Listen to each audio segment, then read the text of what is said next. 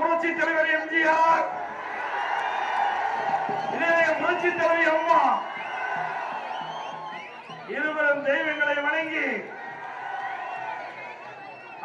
சட்டமன்ற தொகுதியிலே தேர்தல் பிரச்சார கூட்ட நிகழ்ச்சியை கலந்து கொண்டு சிறப்பித்துக் கொண்டிருக்கின்ற முன்னாள் அமைச்சர், மாவட்ட கழக செயலாளர், அறிவிச்சாளர் கே.டி. ராஜேந்திர பாலாஜி அவர்களே, விருதுநகர் கிழக்கு மாவட்ட கழக செயலாளர், மரியாதைக்குரிய சகோதரர் திரு ஆர்.கே. ரவிச்சந்திரன் அவர்களே, முன்னாள் எம்எல்ஏ திரு ராஜவர்மன் அவர்களே, மற்றும் இந்த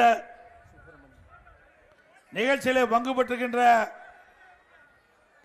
முன்னாள் சட்டமன்ற உறுப்பினர்களே, வாரியந்த சிறப்பித்துக் கொண்டிருக்கின்ற கழகத்தினுடைய பல்வேறு பொறுப்பில் வைக்கின்ற நிர்வாகிகளே, கூட்டணி கட்சி சேர்ந்த நிர்வாகிகளே, தொண்டர்களே, பெரியோர்களே, தாய்மார்களே, வாக்காளர் பெருமக்களே, நெசவாளர் பெருமக்களே, தொழிலாளர் நண்பர்களே, விவசாயிகளே, விவசாய தொழிலாளர்களே, வாக்காளர் பெருமக்களே, ஊடக நண்பர்களே, பத்திரிகைகளே, அத்தனை பேருக்கும் என்னுடைய மக்கள் நன்றி கலந்த வணக்கம். தம்பி, அந்த கொடி கொஞ்சம், தாமரை கொடி கொஞ்சம் அந்த படம் எடுக்கிறாங்க, கொஞ்சம் விலைக்கு பிடிக்கும். இந்த தொகுதி பொன்மனச்சம்மல் புரட்சி தலைவர் எம்ஜிஆர் வெற்றி பெற்ற தொகுதி. இது வரலாற்று சிறப்புமிக்க தொகுதி. இந்த இயக்கத்தை தோற்றுவித்த மாம் மனிதர் வெற்றி பெற்ற தொகுதி அருப்புக்கோட்டை சட்டமன்ற தொகுதி. இந்த தொகுதியில் நம்முடைய அனைத்து இந்திய அண்ணா திராவிட முன்னேற்ற கழக தலைமையிலே அமைக்கப்பட்டுள்ள தேசிய ஜனநாயக கூட்டணியில் அங்கம் வைக்கின்ற அனைத்து இந்திய அண்ணா திராவிட முன்னேற்ற கழக வெற்றி வேட்பாளர் திரு சேதுபதி அவர்களை உங்களுடைய வேட்பாளர் நிறுத்தப்பட்டிருக்கிறோம். அவருக்கு இரட்டல சின்னத்தில் வாக்களித்து வெற்றி பெற செய்யுங்கள். நமது சின்னம் பொன்மனச்சம்மல் புரட்சி தலைவர் எம்ஜிஆர் சின்னம், அம்மாவின் சின்னம், ஏழைகள் சின்னம், நெசவாளர்கள் சின்னம், விவசாயிகள் சின்னம், வெற்றி சின்னம். வாக்களிப்பு இரட்டலைக்கு.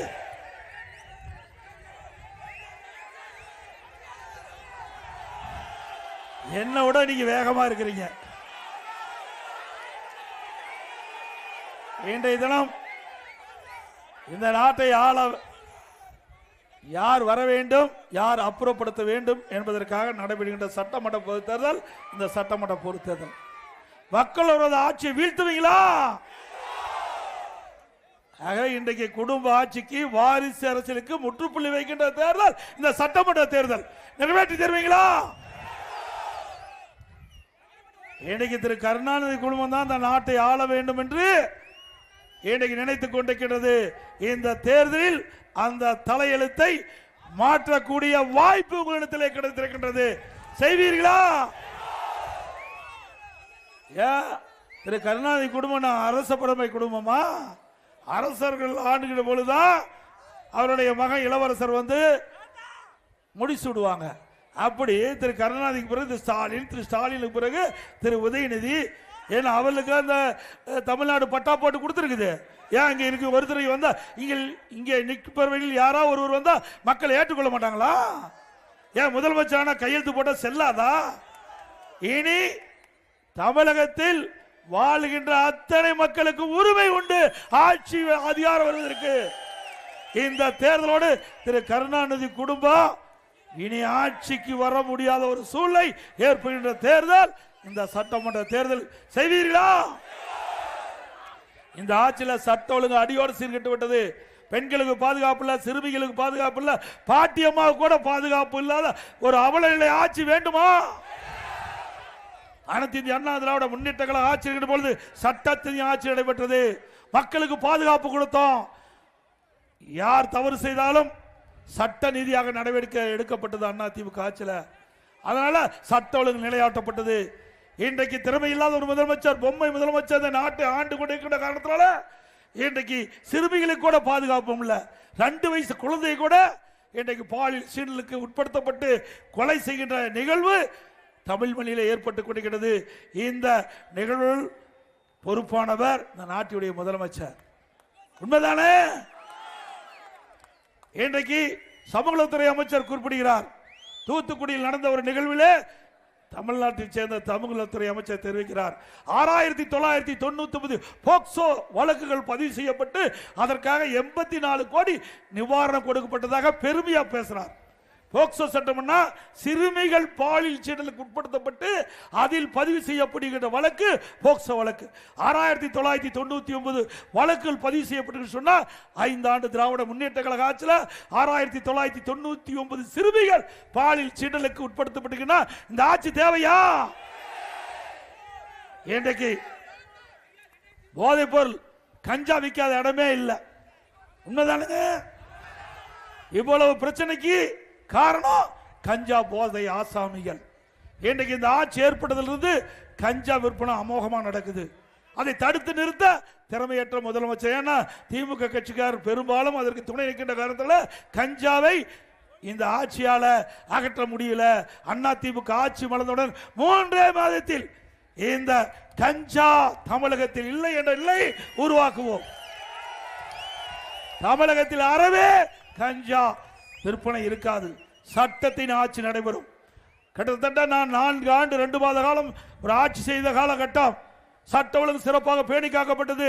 மக்கள் பாதுகாப்பா இருந்தாங்க, சிறுமிகள் பாதுகாப்பா இருந்தாங்க, பெண்கள் பாதுகாப்பா இருந்தாங்க. ஒட்டுமொத்த நாட்டு மக்களும் பாதுகாப்பாக இருந்த ஆட்சி அதிமுக ஆட்சி. அதிமுக ஆட்சி ஒரு பொற்கால ஆட்சி என்று மக்களால் பாராட்டப்படுகின்ற ஆட்சி அதிமுக ஆட்சி.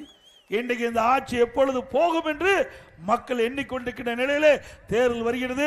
இந்த தேர்தலிலே உங்களுடைய மகத்தான ஆதரவுகளை எங்களுக்கு தாருங்கள் தாருங்கள் என்று இருவரும் வேண்டி கேட்டுக் கொள்கிறேன்.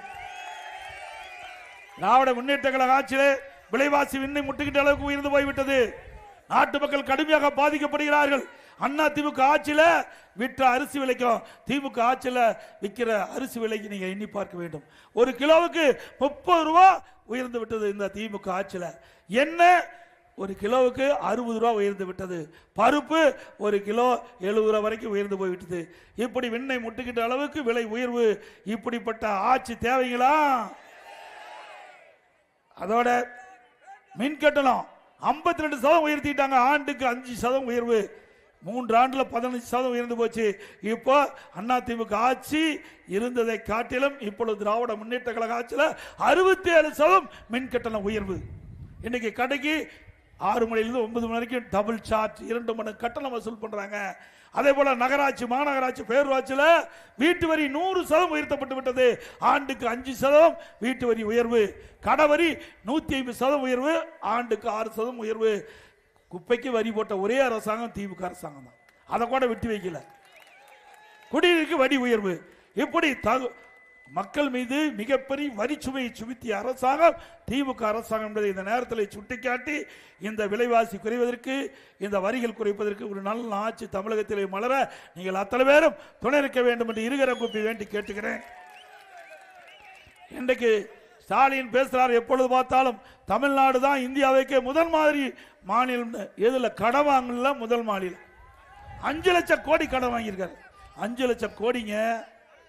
இங்க வந்திருக்கிற மக்கள்லாம் நாமெல்லாம் கடன்காரர் ஆகிட்டோம். 5 லட்சம் கோடி நாம தாங்க கட்டணும். இந்த கூட்டத்துக்கு வர்றோம், பார்க்குறோம், நான் பேசுறேன், நீங்க கேட்டுட்டு போன்னு நினைக்காதீங்க. நாம தான் கட்டணும் இந்த கடனை. வேற யாரு கட்ட போறா? ஸ்டாலின் வாங்கின கடனை நாம கடன் திருப்பி செலுத்துகின்ற சூழ்நிலையை உருவாக்கி தந்த அரசாங்கம் தேவையா? தமிழகத்தில் 73 ஆண்டு காலம் பல்வேறு கட்சிகள் இந்த நாட்டை ஆண்டிருக்கின்றன. தமிழ்நாட்டை 2021 வரை அதிமுக ஆட்சி இருந்த வரை கடனுடைய அளவு 4,85,000 கோடி. 2021 2026 வரை 5 லட்சம் கோடி கடன் வாங்கி இந்தியாவிலேயே கடன் வாங்குவதிலே முதல் மாநிலம் என்ற பெருமையை ஸ்டாலின் தமிழ்நாட்டுக்கு கொடுத்திருக்கிறார். அதான் திமுக ஆட்சியுடைய சாதனை. வேற என்ன சாதனை செஞ்சீங்க? 2020-21 தமிழ்நாடு அரசுக்கு வந்த வருவாயோட அதிமுக ஆட்சியில் இருந்த வருவாயை விட 2024-25 திமுக ஆட்சியில் 1,36,000 கோடி கூடுதலா வருவாய் வருகிறது. ஒரு பக்கம் கூடுதலா வருவாய், ஒரு பக்கம் கடன், புதிய திட்டம் எதுவும் இல்லை. இந்த பணமெல்லாம் எங்க போச்சு? போற இடத்துக்கு போயிட்டது.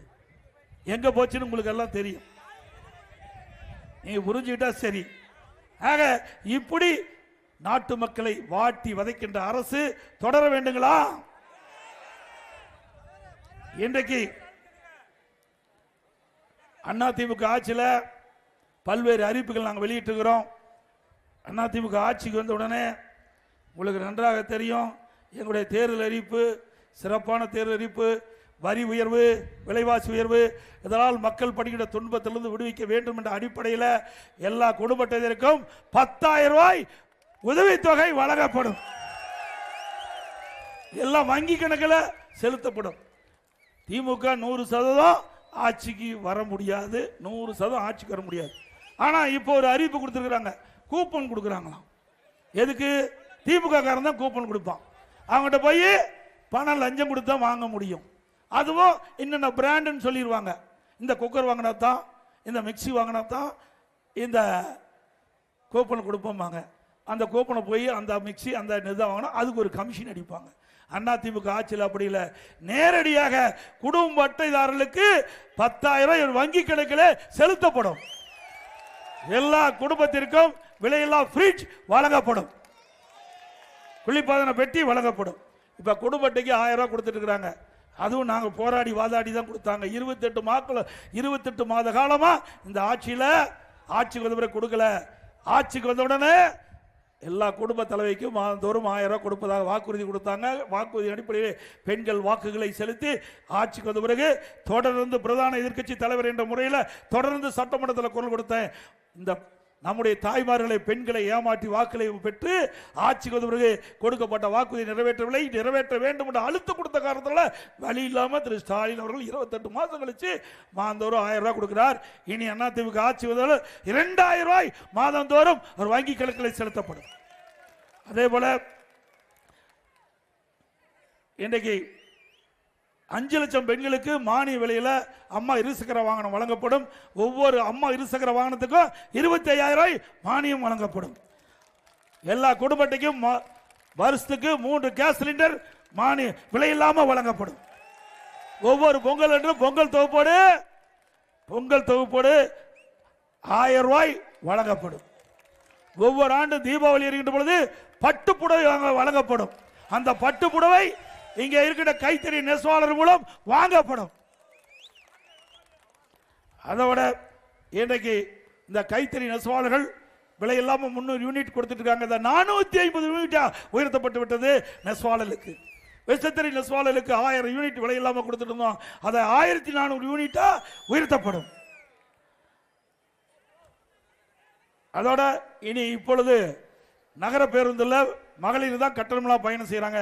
இனி ஆண்களும் நகர பேருந்தில் கட்டணமில்லா பயணம் செய்யலாம். படித்த இளைஞர்கள் வேலைவாய்ப்பு அலுவலகத்தில் பதிவு செஞ்சு வேலை இல்லாமல் இருக்கிறாங்க. அவர்களுக்கு மாதந்தோறும் பட்டப்படிப்படுத்துறதுக்கு 2000 ரூபாய் வேலை கிடைக்கின்ற வரைக்கும் வழங்கப்படும். பிளஸ் 2களுக்கு 1000 ரூபாய் வழங்கப்படும்.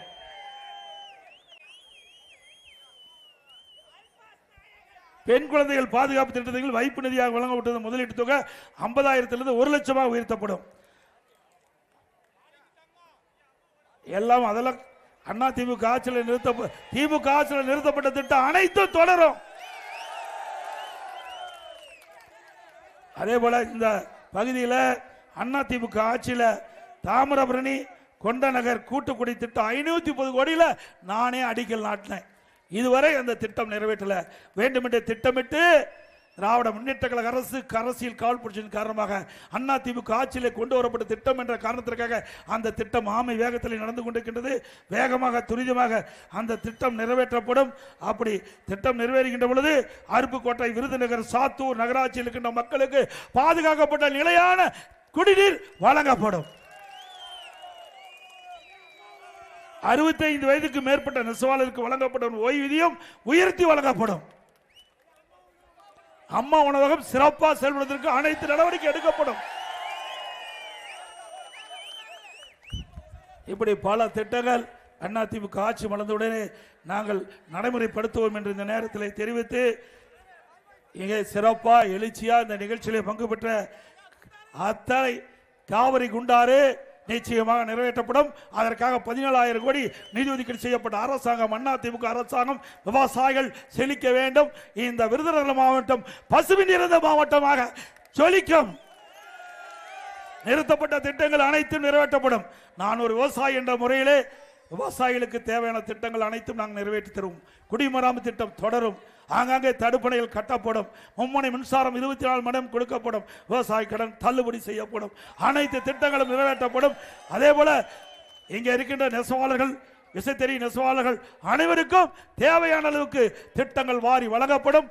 இங்கே நெசவாளர்கள், ஏழை நெசவாளர்களுக்கு பசு வீடுகள் கட்டி கொடுக்கப்படும். ஏழைகள் அதுவும் குறிப்பா பட்டியலின மக்களுக்கு காங்கிரீட் வீடு கட்டி கொடுக்கப்படும். அனைத்து ஏழை மக்களுக்கும் அற்புதமான காங்கிரீட் வீடு அதிமுக ஆட்சியிலே கட்டி கொடுக்கப்படும் என்ற உறுதிமொழி இந்த நேரத்தில் தெரிவித்து வருகின்ற சட்டமன்ற பொதுத் தேர்தலில் நம்முடைய வெற்றி வேட்பாளர் அறிவிச்சார் சேதுபதி அவர்களுக்கு 2 லட்சத்திலே வாக்களித்து வெற்றி பெற செய்யுங்கள். மக்களை காப்போம், தமிழகத்தை மீட்போம்.